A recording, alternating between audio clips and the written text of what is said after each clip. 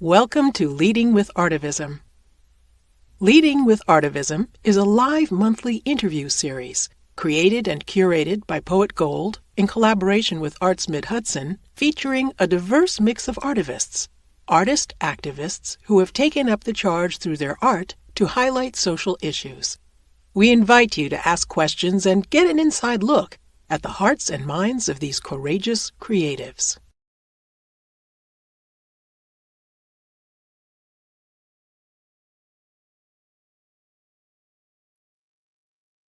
Welcome, everyone, to Leading with Artivism. Thank you for our live audience and being here today. I'm your host, Poet Gold, and today we're here with Jaime Ransome and the artist known as Ransome as well. And before we get started, I'd like to tell you a little bit about both of them.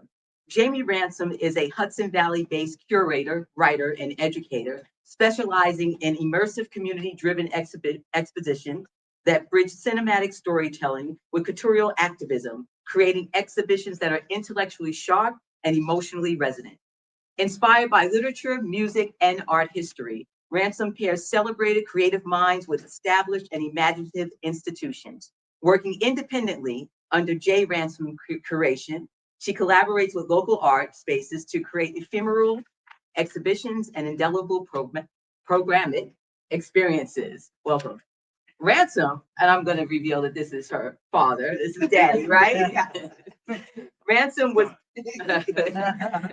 Ransome was born in the small town of Rich Square, North Carolina, moved to New Jersey as a teenager, and now resides in the Hudson Valley region of New York. He received an MFA from Lesley University, Cambridge, Massachusetts, and a BFA from Pratt Institute, Brooklyn, New York. Through collage, painting, sculpture, installation, and video, Ransome work comments on his family life in America from 1899, the year his grandmother was born, to our current times. At the core of his practice is a reflection of the Great Migration, the period in American history when 6 million Black people left the South and migrated north and west in search of a better life. While his pictorial narratives are personal, the images in his work are universal and interplay with larger social, racial, ancestral, economic, and political histories that inform our nation to this day. Ransome was a 2022 Paula Krashner Foundation grantee and was awarded the 2022 Hudson Valley Artist Purchase Award from the Dorsey Museum. He was recently awarded a silver medal, get tongue-tied here, silver medal in an innovation category from Contemporary Collage magazine. Welcome. Thank you. Welcome. To learn more, please visit Ransome's website, and we'll make sure we bring that up for you afterwards. So, welcome to Leading with Artivism. I'm so glad to have both of you on at the same time. I know that you haven't done a lot of interviews together, right? No, Yeah. This is going to be our second one. Yeah. Thanks to you. So I want to have a conversation about specific pieces Okay. first of Ransome of your work, and then ask you a few questions in the process of the conversation, and then we'll open it up for the conversations to questions that were submitted, and then to the floor to our audience members. Okay. All right. So can we bring up some artwork? And let's talk about this first piece, the name of the piece, and as well as the impact that you wanted to have and the interpretation of the work itself. This is a part of my Lynchbox series. Okay. It was inspired by a book my wife was writing about a person being lynched, and we went to visit the Lynching Museum in Mississippi, and or it's down. I always mix it up. I think it's Mississippi. And so the idea behind this box is these are sort of resting or safe places for these people, and these boxes only cover females who are lynched, and maybe their family members. But basically, it's a female who is sort of the lead person who was lynched. Often they were lynched along with other people. This is one of the 6. I'm not sure if I said that before. And so rather than dealing directly and showing an actual lynching, I wanted to deal with the person. Because while I was doing my research, I realized that when you find articles about people who were lynched, African Americans who were lynched, there's very little information about the people themselves, what type of person they were, what they liked, what they didn't like, what their lives were about. It's basically about the reason why they were lynched. So I wanted to deal with the person's life and the reason and the things they loved and enjoyed and their personality. And I want to sort of leave it up to the viewers to find out more about the maybe the reason why they were lynched. So I dealt with those examples or issues over the actually showing people lynched. And so these are sort of safe haven places for them and their resting place because they didn't have a decent burial. The idea. Gotcha. And so is this a picture of the box itself? It is. Or so how their boxes are displayed as actual boxes. that was my question. Right, so they're being displayed as box. like the installation that you did in Albany. Yes. All 6 boxes were lined up next to each other and kind of like at eye level. So as you move from one box to the next, you like get like a moment inside each person's life. Yeah. Also like barricaded by the nails sticking out as like a sacred space, so you can't get in, but you can look in. And how large are these boxes? They're around 14 inches by 4 inches. Okay. Yeah. All right. They're relatively small. And did you curate this show? I didn't curate that show. I just am a big fan of all my dad's work. Lovely. I love that. You know, it's my first time seeing the image itself, and it's sort of like a memorial. It is. Absolutely. Yeah, that's the idea. Thinking more of it. Okay. You know, what's interesting is, you know, when males are lynched, usually there's a reason that they can sort of identify, well, this male was probably being inappropriate to some female. Mm-hmm. But when you turn and say, okay, women were lynched, I'm sure, I don't think there's ever been a case where a woman was inappropriate to a man, Mm-hmm. and that's the reason why they were lynched. So there's other reasons. And I want you to sort of search out those reasons as well. Mm-hmm. And there are actually hundreds of women who were lynched. Really? Sometimes they were with a male, but often they were not. They were just themselves. Sometimes it's a case where they would show up looking for the male wasn't there. They wanted to lynch someone, so they would lynch the male. Yeah. And there were also pregnant women who were lynched. I mean, you just from it's so disgusting some of the things that you find doing your research about these victims, Mm-hmm. and how that sort of terrorism is what was done to keep people in what they felt were in their place, Right. to keep them in a certain position. And I wanted you to finish your statement, but I was going to insert alleged being inappropriate. Exactly. Yes. Yeah. Yes. Absolutely. Yeah. That's very correct. Alleged. Yes. Can we bring up another piece, please? The one with the yellow hair. Yes. This is called Driving While Black. Mm. And so this is very appropriate. So we have this couple in a car. Those hazy figures you see in the background of people on the outside of the car. The blue images represent police officers. And so, you know, the question is, you know, I don't need to ask the questions. We all know the stories. Right, We've all right. seen the videos. And this is just showing a couple that's, you know, going out, they're driving someplace, and who knows what's going to happen to them on their way there or way back. So your art is very much, I was going to ask you, how does your life inform your art? Yeah. You know, I can So jump in yeah. here. Just as far as this piece in particular, the couple that you're seeing in this piece are my cousin Joshua and his wife. okay. And if you know our family and you know Joshua and you know like that, my dad's side of the family, you know that they always dress up, show out. They're always looking fantastic. They're always trying to have as much fun as possible. They're a lively, joyous group of people who love each other and who love family and who love their church.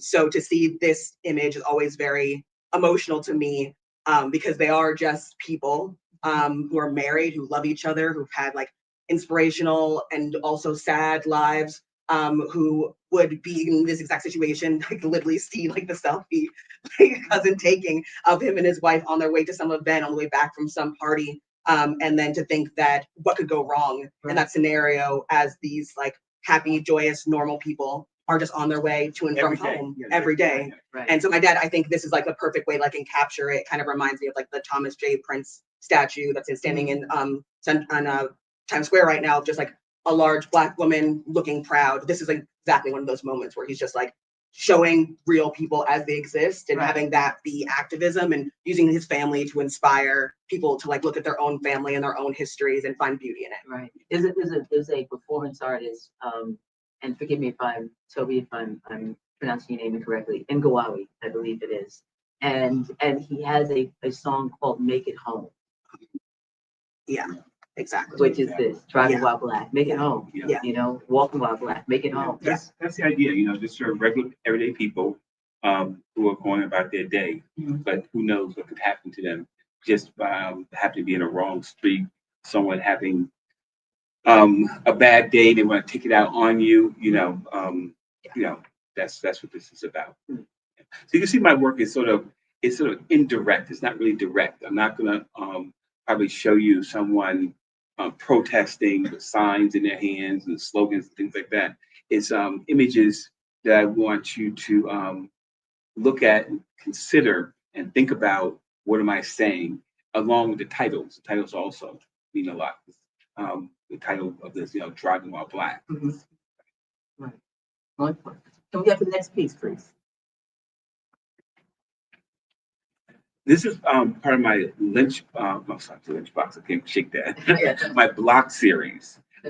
These are all, there are 3 blocks that are stacked on top of each other. They're each 23 by 23 by 23. And they're showing, there are a lot of, well, you can change them. So you can actually have a person with, we would call a female body and with a male head, and vice versa. So it's all about sort of who are you really on the inside versus what you show the world, how the world sees you, and the fact that they can be interchanged and mixed is part of the commentary that I'm trying to make. That's something that people are finally getting the freedom to actually change the way they feel on the inside and show you that on the outside.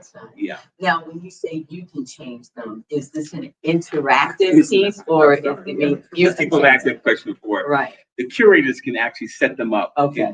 where they can be sort of mixed. But it's not meant to be. There's no spinning of them.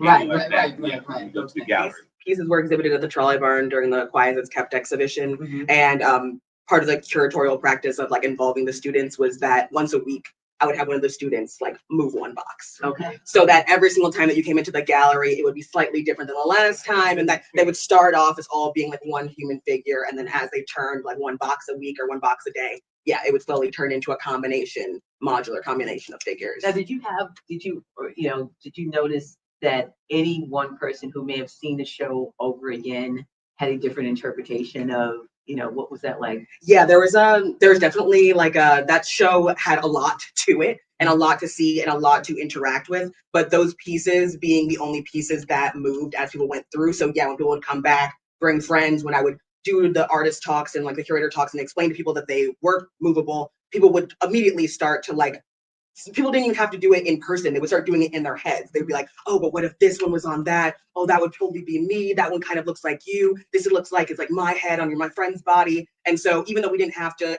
shift them in time in front of people, once they recognized that was a possibility, their imagination took charge. And that's part of the reason why we love doing like the tours and the curator talks, is to let people know that there's more information about the pieces than what they're seeing and to allow them to interact with them on a deeper level. Now, Ransome, in a process like this, when you're creating this, what was that process like for you? I mean, did you start at a place where you said, well, I want people to know what's inside and have an interpretation of it on the outside? So what was that process in creating this body of work? Well, I did. This was first created for a show I had in Albany about the Great Migration. Okay. I shouldn't say about the Great. Well, That one was. yeah, it was called Great Migration. But I'm sorry.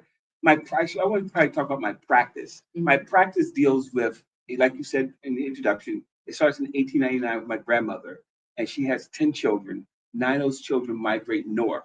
1 stays back in North Carolina. And then they raise their families, my work stays their family in the cities, and then the reverse migration when people are going back to the South.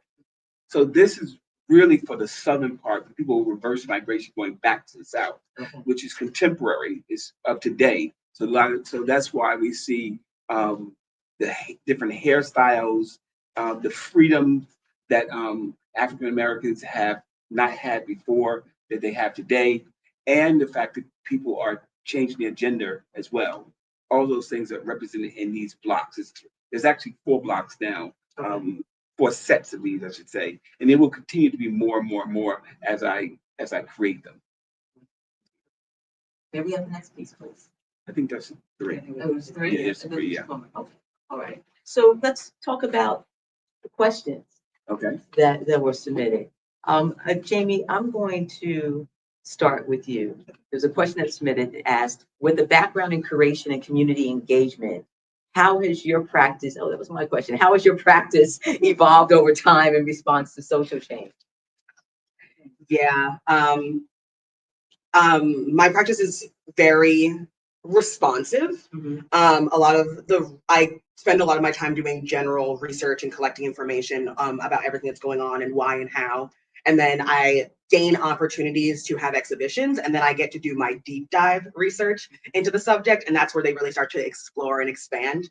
But one of my very first exhibitions that I had, I Too Am America, at the Community Folk Art Center in Syracuse, that exhibition, I had to go be at the opening reception instead of going to the Women's March. Okay. So I had a little bit of an existential crisis there, because I was like, I have to be at this Women's March. This is like the most important march of my generation. Like, who am I as a feminist if I'm not going to be there? But I had to be at my opening. And it was cathartic in a completely different way, because instead of going to where things were already happening, I got to make something happen in that moment. I got to create a space where we got to have a conversation, bring people to a space, bring people to see art they hadn't seen. And I kind of developed it as my protest strategy. Right. That I'm not gonna be able to get out to every march. Working in the gallery world means that you rarely get to go to other people's exhibitions, let alone political things, and like community things. It's always trying to get me to go to that I never have time for, even though I really have a lot of opinions. So I try to transform those opinions, and try to use the voices of others and the opinions that other people have and other people's perspectives to show a more global interpretation of these ideas, instead of just spewing my point of view over and over again, which I could totally do. But I'd much rather see other people speak and other people get raised up and other people have a perspective, and maybe curate all of those voices into because I love fiction. I love fiction in literature as like a way to transmute a bunch of real stories into one fictional story that can be more true than the individual stories. Absolutely. So that's kind of how I think of curation, is that like I also strive that all my exhibitions have some kind of social or political message, even the ones that are mostly just pretty. There'll also be a context underneath of it of like, but what makes pretty? Why is pretty? Who are we to say pretty? Right. So something that involves some level of critical thinking. Exactly. And going back to your point of, feeling conflicted with whether you're going to be at your opening or be at the march, there's an understanding that we can't be in all places at all times. Yeah. And so part of the work still makes you present.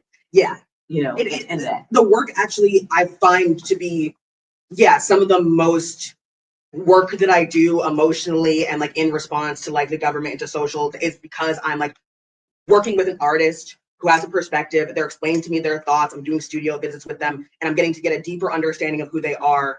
And then I retranslate that to more people than the artist would talk to. Mm-hmm. So I'm like kind of like becoming, like a catalyst for more conversation. That's what I'm hoping is happening. Right. And and then also creating safe spaces for us to talk about this inside gallery spaces. Gallery spaces should be places to disrupt, to talk about new things, to bring up new ideas, to reference history, but also explore the future. So I try to use the gallery space for its intended purpose of a community gathering, localization space, and work with exhibitions that allow the opportunity to talk about those things. Be able to have that conversation. Yeah.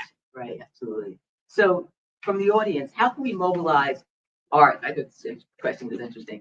How can we mobilize the arts during gentrification? Anyone want to take this?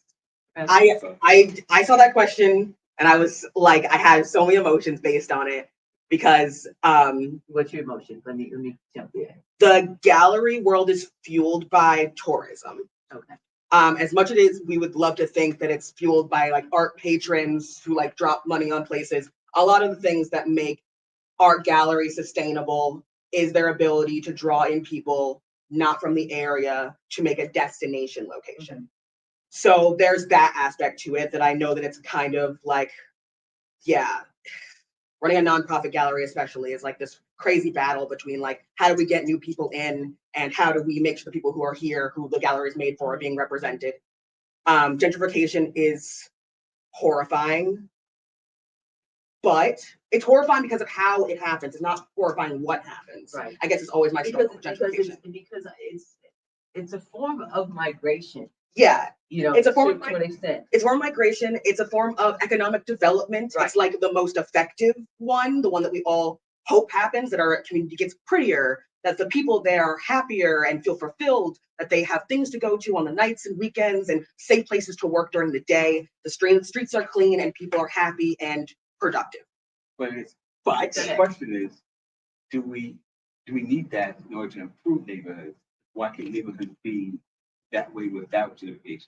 yeah, my back and forth is always like, is there a like halfway point where we can like get all of the community resources together and we can all be proud of where we're from and we can beautify the neighborhood without bringing in corporations or outside money or outside influence to do so, displacing the people who are already there. Yeah. That I have this dream of Poughkeepsie being like the Hudson Valley's version of Atlanta, Okay. where it's like this like beautiful, amazing, like beautiful hub, but like there's also there's a lot of conflict as to like how places get that way, and that's the problem is how they get that But do way. you feel that gentrification is because sometimes I look at sort of economic migration, Yeah, Sure. Yeah. and so is that an organic response, to wherever someone is coming from? Now let's move to another place, but it's the how. yeah. Because then what my dad is going on is like, does it have to be a migration? Like, I want gentrification to be an economic boom within a city. That like something changes within the city that I allows. guess the tax base is where some of this comes down to. Yeah, exactly. Right. Um, Then is it gentrification? Then is it another thing? Because if you're not having people move to where you are, then it's Then the opposite. What happens is we have a neighborhood that's overwhelmingly poor. Of course, it's going to be hard to keep that neighborhood up, for lack of a better word. Mhm. So then then when people move into that neighborhood who pay taxes and have larger incomes and can renovate an entire house or houses, Neighborhoods. that sort of changes things. right. You always wonder what happens to those people who left, Or pushed out. who were pushed out. Pushed out. So I don't have an answer, but I think we need to just we should look into and examine why neighborhoods come predominantly poor, and it's probably because of the education and the industry around the neighborhood. That's probably a large part of it.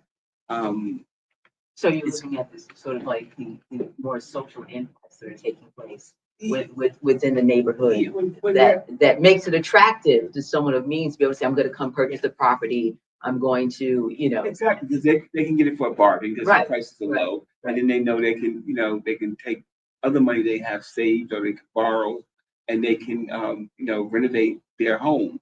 When people who are not allowed to borrow, can't make those Right. those fixes. And it's because maybe the jobs that they had have left this area, maybe they're not qualified to sort of take on the new jobs that are coming into the area, or jobs dealing with tech jobs, things like that, where you don't have to actually physically go to a job. So it's very complicated. Right. I think. And the question was about the arts and how they affect the gentrification. Right. And I think that with all those complicated things that my dad's talking about how these things get built and made and remade, that the hope is that arts can kind of be like a lubricant or a buffer or the solution, in that local art makers can beautify the neighborhood on a fraction of the cost, that people who love and are inspired by the community will take more pride in making sure that it is better and beautified and that people have safe spaces to go, that it has to be built on the community knowing itself, loving itself, knowing its neighbor, loving its Right. neighbor, that a community could come together in and of itself and decide that it is worth it. It's kind of like coming out of depression. Like you kind of just have to like recognize that you're worth it and that like you want to make a change for your life and that things can be better in the future, and then you have to make actionable change. Right, and extend that. Yeah. And extend that in a conversation with your neighbors. Yeah, and so art hopefully can do it as the thing that brings people together, that beautifies communities, that inspires young people, can hopefully be that thing that can hopefully bring people together to inspire them to take those steps. But obviously you have to fight against systematic racism, institutionalized racism, politics, social changes, religious ideas that conflict with each other, that stop people from seeing each other as other people living next to each other who just want to live and make enough money to eat and be Right. family. Go ahead. I was gonna say, unfortunately, people who are poor, who are just trying to make it through the day, Yeah, the survival mode. and just put food on the table, often don't have time for cultural things like art. Right. But galleries are free. Yeah, they are. They absolutely are, and that's the great thing about galleries. But so it's also sort of changing that that feeling of helping them understand that you can still value creativity. One of the things I try to do with my art is I try to use supplies that are available to anyone, and very basic supplies. I always like to say I use the same supplies that are available in the elementary school. So we're talking about glue, paper, scissors, and things like that.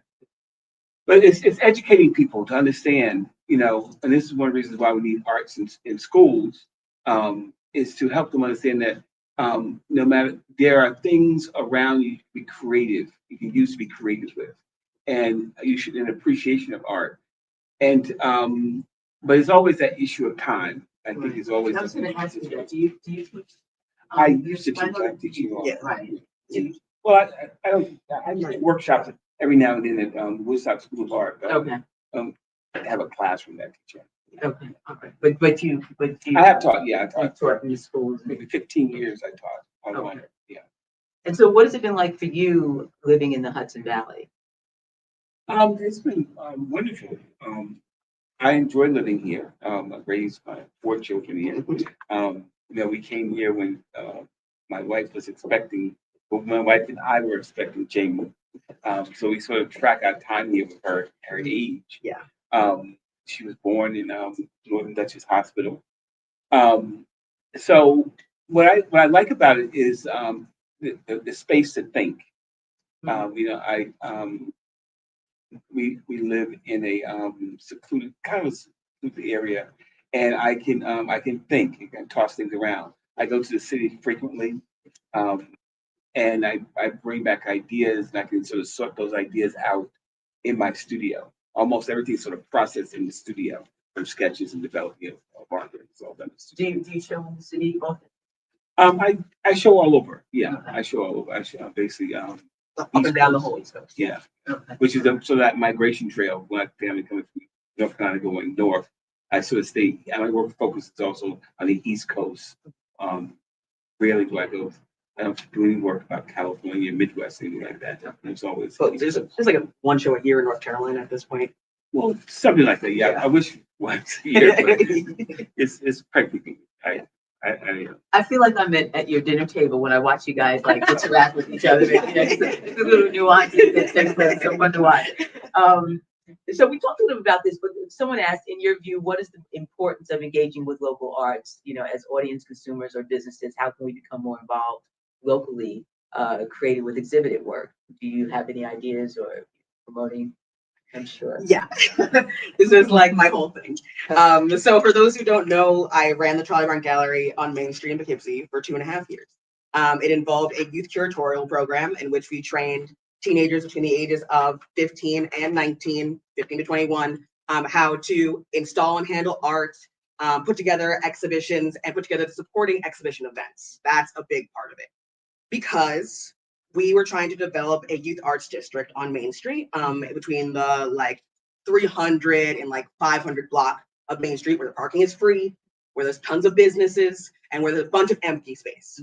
So the idea is that through art, through understanding art, through recognizing your local artists by giving them opportunities, we would be able to create a section of Poughkeepsie that was just for local teens, that they would patronize the businesses, work at the businesses, participate in creating the art that would be up, in, and around that street. I think that is something that can still be done. I think that is something that can be done with every age level. Right. I think that's something that the Trolley Bar Improved can be done on a actually relatively small budget as well. And that local art and participating in local art is what makes you realize that your community is special, that your city is special and different than another community that either doesn't do it or does it in a different way. The people that you meet and know who are making art next door or who are not making art next door should know each other and should be able to recognize each other's styles. And that there's a huge sense of pride. That's what really came from it. There's a huge sense of pride that comes from walking down your street and being like, that's Manny's piece. That's Sabrina's gallery. Right. That's a place where I once went to install a piece of artwork. And then you look at things harder, you care about things a little more, you litter a little bit less, you go out a little more often. And these little communities that we build for ourselves become bigger communities and become like elements of the city and of our Hudson Valley. And so there's just a lot of bigger things that happen when young people care and when they start off caring. And yeah, Gentrification also goes back to that. Yeah. Here we also introducing art to these people who are now and art galleries and art experience. So now that sort of not fears, that the hesitation of going into a gallery. Yes. Now you feel like more comfortable going into a gallery space, and the sort of protocol and all those things. So it's breaking down that sort of wall or that sense of I don't belong there. Mhm. Now you should feel that you do belong there because you participated in it as well, Right. and you've seen your friends participate. Right. And it would be so beautiful to have like a few blocks that are just dedicated to the arts in the center of the Gibson. Exactly. Yes. It should be much Yeah. better. Someone asked from the audience online, what does a curator do? Let me answer this question. Okay. So a curator is someone who understands art history, understands contemporary culture, and uses those two things to create art exhibitions. It should have a good curator should know what art has been made, why it's been made, who it's been made for, and should use that information to try to emphasize or change the art world.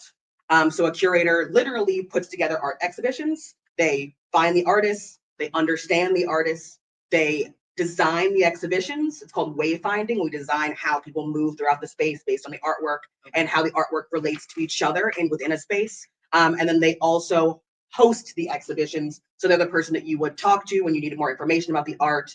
They would be the person educating or helping educate people who come into the gallery, working with the artists directly, and then doing all the administrative stuff that comes with moving art in and out of a gallery and making sure that all the legal things are taken care of to make sure the artwork is insured and is properly handled while it's inside the space. So that was a long explanation. Hope you got that. Hosting and finding spaces. Can you talk a little bit about that? Yeah, as far as an artist needing a space and a Right, curator who, That's Yeah. a good question, right? yeah, I mean, finding space is fascinating. As a freelance curator, I'm now working at multiple galleries throughout the Hudson Valley, putting on individualist exhibitions based on the space's mission statement and my personal opinions.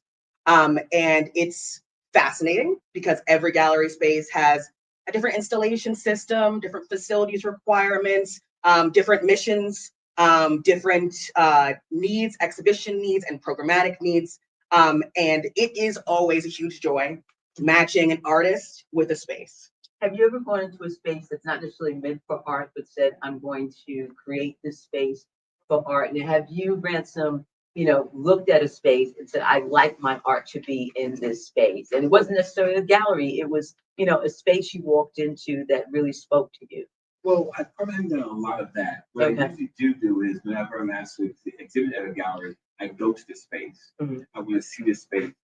And I want to, think about how can I work with this space for the exhibit that I'm putting on. So that's usually what I do.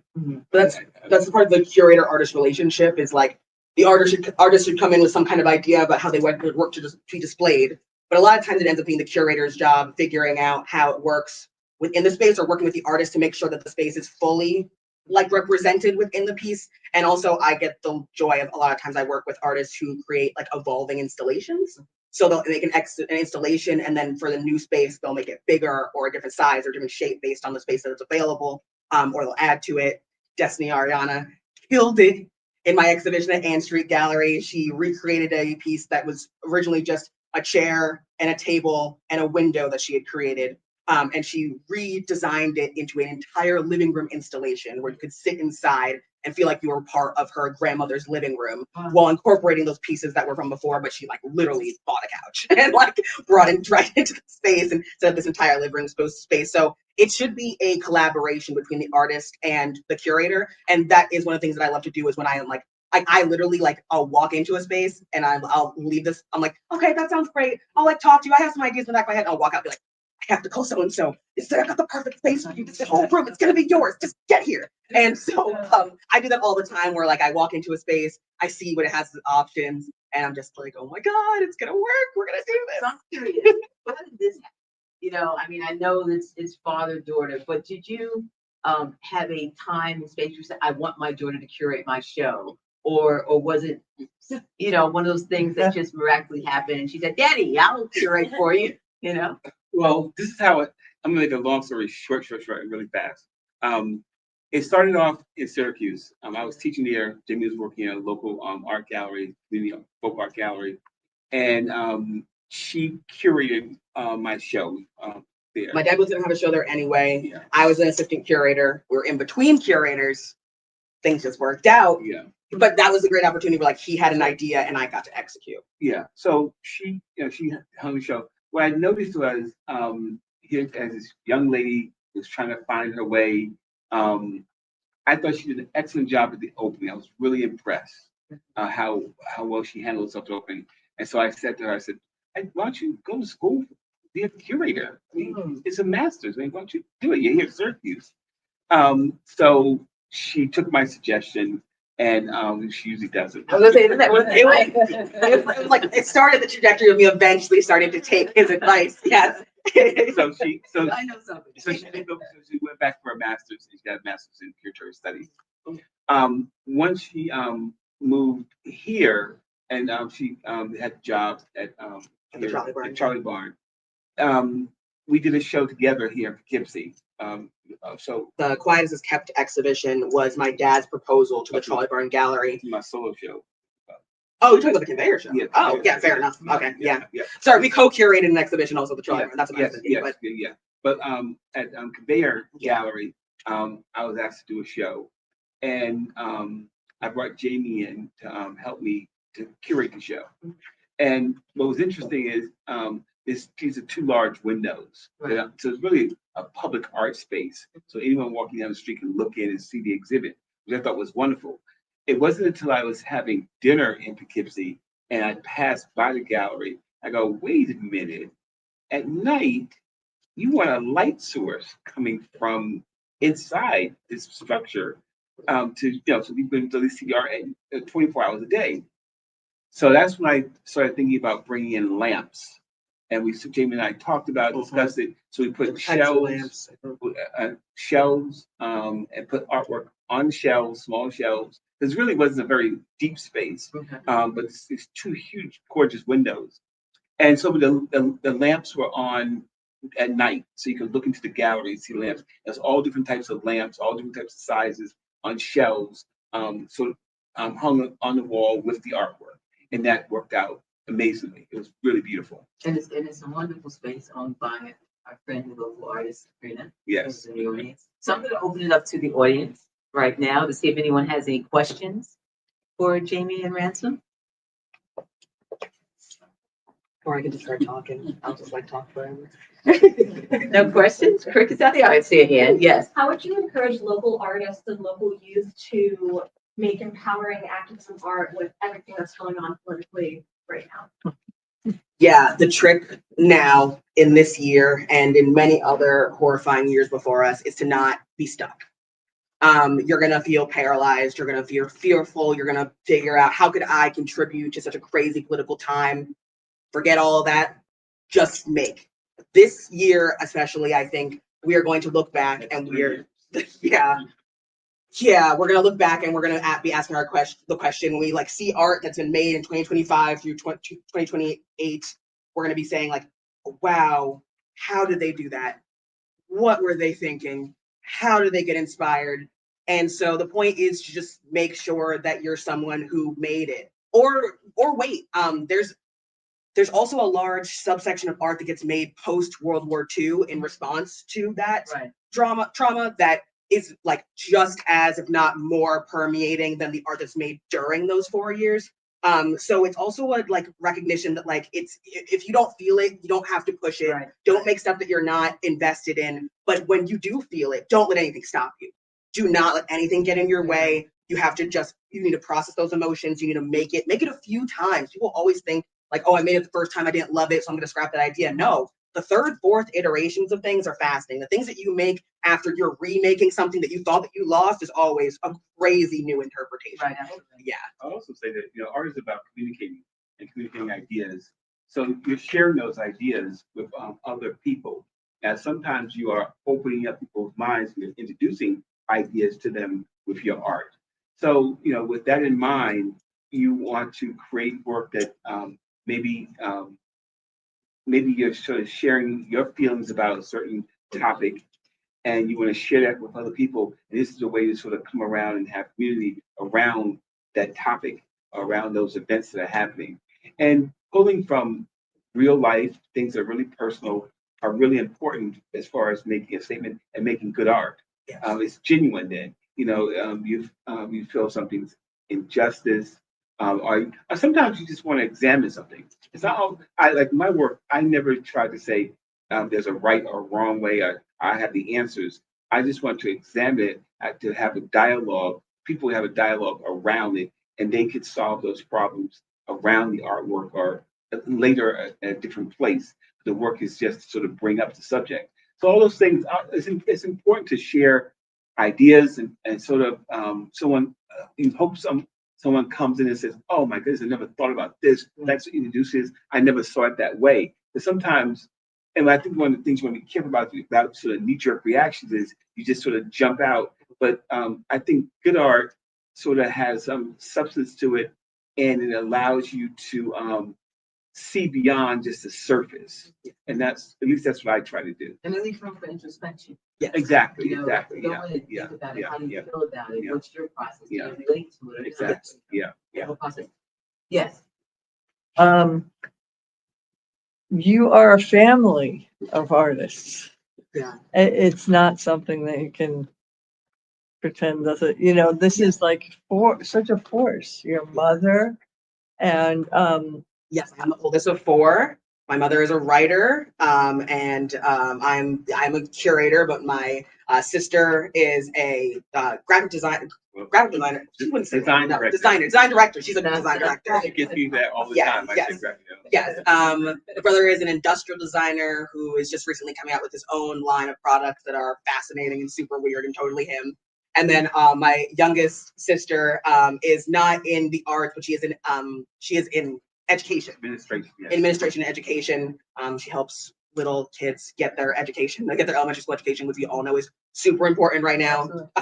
So there's every level of the Ransome family has some level of arts or education or appreciation. Having a writer and a painter as a parents and having them take you to gallery openings and museums and all those things continuously throughout life. I mean, I still ask people, like, have you been to the Met? Like, I'm like, I assume that we've all been to the Met. But like, then I mean, artists who have never been to the Met. And I'm like, this is, once again, like, the Met is pay as you wish if you live in New York State. So you can pay a cent or $1 or $10. I just like to remind people how cheap it is to go to see art most of the time. so you believe it's more nurture than nature, or do you think about that combination? Well, yeah. We always walk so my wife and I always sort of walked a little tightrope when it came to the kids. I was not allowed to show them how to draw. That's the one rule she said. And I'm glad he didn't, because I got to do a lot of experimenting. And so they would come with me to the art supply store. I would buy them whatever they wanted or could afford, from the store at that time. So we had tons of markers and Shout out to paper. Catskill. Yes. So and tried to share with them different things, different from books to films to going to museums, all those things to try to share with them. There's a little bit of nature and nurture. There's a little bit of nurture, but there's also a lot of nature because the art that I got into ended up being starkly different than what my dad experienced. I got super into anime in high school. Like, yeah, I'm glad my dad teach me how to draw because I would have infused that into the anime styles. I ended up coming back from it, but there's there's so much there. But then it also spoke to your time, though. You know, the anime. But also, like, my dad was interested in comic books, so I kind of just like took his thing and like updated. I was interested in comics and things like that move us and lounging as well. But so when we lived here in Poughkeepsie, my studio, I love my studio here because it was completely open, and the kids could come in whenever they wanted. They would come in, they would show me what they were working on. Their playroom was really the opposite side of the there's like building. 2 doors in between. Yeah. They could come in anytime they want, completely open to them. They didn't come in as much as you would assume they would come in, but they would play and stuff like that. And that's because they gave us our own playroom and we would draw in our playroom. Exactly. That's encouraging.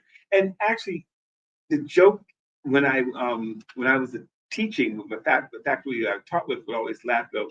So your kids have all your interests because Jaime was interested in filmmaking. Her major was filmmaking. When I was in high school, I wanted to be a filmmaker. I had an interest in graphic design as well. When I went to college, I realized graphic design was very interesting. So my interest. Industrial design is something else I sort of discovered when I was in college. I thought that was an amazing sort of major, and my son went to industrial design.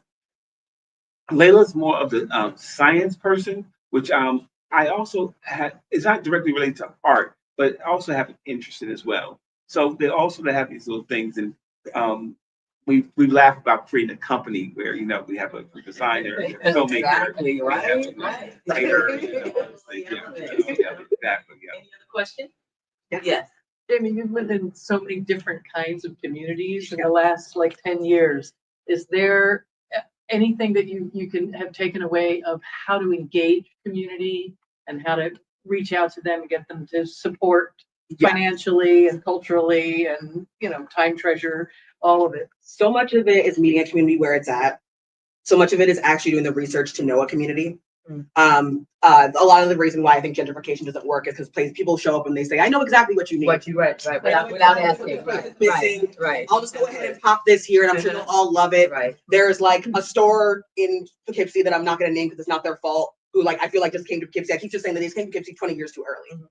And so we'd love to have you. You're great. You do a great job. But the people who are here right now are probably not going to be able to participate in that. And therefore, all you're doing is reminding them what they can't have. Right. So there has to be a middle ground of you knowing the community, caring about the community, because I also work at Carrie Haddad Gallery right now, which was the first gallery in Hudson in 1991. And Hudson was a very different place when it was first bought by Carrie Haddad. But Carrie came in and she's like, okay, yeah, this isn't what it is now, but she's like, the pieces will be $500 or less. The art will all be made by local community members who already lived here. She had a strong connection to the artists in the queer community and to female artists. So she just said, screw whatever galleries are supposed to do. I'm going to do this with my friends. I'm going to do it for as much fun as I can. I'm going to be consistent. I'm going to stay open 7 days a week. So there's no way that you can miss us. And 30 years later, they're still doing it. They're open 6 days a week. They sell thousands of dollars worth of art, and they're always bringing in new artists, but also exhibiting art from artists who have been working and living and making work for 30 years. I look to them as a way for us to be able to see that you can put a place in some place that's pre-gentrified and exist through the gentrification and actually regain the community's trust by becoming so tried and true that you then become a destination spot. Then the tourism comes into play. And that's an organic, sustainable way that I feel to gentrify a space when you're actually using the people who are already there. And it's longevity, it's stick-to-itiveness, it's finding a way to make it work every year, even when the money isn't coming in. And it's reminding the community that you're there for them. And people love working with them, just absolutely, because it's comforting. It's people literally are just this is the coziest gallery that I've been to that's this professional level. Any other place would be cold and exclusive and super weird. And we're just literally not accessible. Yeah, it's not accessible at all, but we literally our sub motto is sophisticated and accessible. Not sophisticated yet accessible, because those two things are not mutually exclusive. Sophisticated and approachable, so that you can really approach the people in there. You literally 4 days a week will come in, see my smiling face, but also that if you're interested in being exhibited by us, the directors will actually look at your application. Like they totally like look through the applications of every person who submits, even when it comes in. They did the submission process 3 years ago. They got like 3,000 submissions. They looked at every single one. Wow. And like that's what happens when you care. Well, usually communities are built around arts organizations. Mhm. So you have one artist opens a gallery, then another gallery opens, then something else opens, then communities have changed based on artists. So yes, that's a great thing about art. Anyone else? Another question? Yes. So you talked about having several curatorial things going on. Can you speak about one of them? Yes, so I have a few things in the pipeline. Thank you, Eleanor. Coming up that especially on this topic are like designed to represent marginalized communities and to give space for people who need to express some catharsis in this situation. So I have a installation that is up on Main Street. Me and Sabrina at Conveyor Gallery have worked on an installation by Tony Washington of a 3-panel triptych that is in the furniture building, Hudson Valley Furniture Building, in the window that you can see day or night. And here it's to Sabrina's ideas about political art and political art spaces. You should read that because the words that are said on that piece are very powerful and speak to the times that we're in right now. I also have an exhibition coming up in July, Woman's Work Gallery on Vassar Avenue in the Keene Hackett Theater Building, which is called Invoke and Imbibe, which is about female power and finding the goddess within. Inspired by the Maenad priestesses who worship Dionysus through wine and wild rituals. They would go out into the woods and literally just be free, wild women. Just strip naked under the moon, howl at the moon, getting drunk and just like celebrating and just being women without anybody watching them. And they had the best time. So we are trying to re-inspire that, and the exhibition events involved in that are Invoke, it's an open mic, and then Imbibe, a draw and sit. Okay. Those are in response to the exhibition opens July 11th actually. And where we can go find information about it? You can. My Instagram is jransome.curator. Everything that I'm doing currently and that I'm doing in the future is on there. Also, my website. The woman's there's a postcard available now. And the woman's work.art website has all the information. For our online listeners? The woman's work.art website has the exhibition information, and my Instagram jransome.curator has the exhibition information as well. And also has my upcoming exhibitions as well as my current exhibitions, because in addition to that woman's work exhibition, I also have an exhibition about female rage that will be kind of like taking some of the ideas from this and then making them more punk rock for an exhibition that I'm going to be having in Beacon in 2026. And that exhibition is about female rage and punk rock music. Okay. And that is going to be really exciting. Ransome, do you have something coming up? And please, can you tell our online audience, where they can find you, your website? Sure. My website is ransomeart.com, and Instagram is just Ransome GR, I believe is Instagram handle. Mm-hmm. I always have something going on. In September I'll have a show in Boston, and then the show after, and there's going to be a show in Albany as well. I don't have the title of that show. It's probably a group show. And then I have a show in February in Key West. Right now I'm part of 5 or 6 exhibits. I have work in North Carolina at the Gantt. I have work in Baltimore. I have work in Pelham. Yeah. I have work at Woodstock School of Art and Tang Teaching Museum in Albany, Saratoga Springs. Yes. Yeah. Well, thanks to both of you, Jaime and Ransome, for being on Leading with Artivism. I want to thank the audience out here today, the live audience. You guys are great. Thank you for your questions. And to the online audiences, thank you so much for being with us today. Thank you to the team at Arts Mid-Hudson for supporting our artistic community. And remember to live with gratitude, live with purpose, and live with love. I'm your host, Poet Gold. Next month, or rather the next session, we're going to have Zelda, aka Judith Miller, with us live as well. So we look forward to having you back. Thank you.